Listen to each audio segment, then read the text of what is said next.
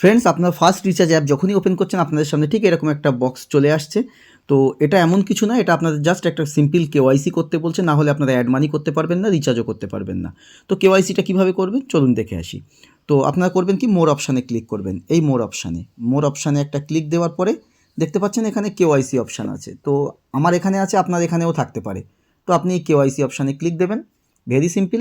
এখানে আপনার আধার নাম্বার লিখবেন, দেখেন লেখাই আছে এন্টার ইউর আধার নাম্বার। এখানে আপনার প্যান নাম্বার লিখবেন, দেখেন লেখাই আছে এন্টার ইউর প্যান নাম্বার। লেখার পরে আপনারা করবেন কি, প্রথম যে ক্যামেরা আছে এটাই ক্লিক করবেন। জাস্ট ক্লিক করার পরে এখানে আপনার আধার কার্ডের ছবি তুলবেন, তুলে একটা টিক চিহ্ন থাকবে, দেখেন এরকমভাবে আমি যে খুলছি, ধরুন এখানে আমি এটা আধার কার্ডের ছবি এই তুললাম। তোলার পরে দেখতে পাচ্ছেন এখানে টিক চিহ্ন পড়বে একটা নিচে, এই টিক চিহ্নটাতে টিক দেবেন, তাহলে আধার কার্ডের ছবিটা ওখানে নিয়ে নেবে।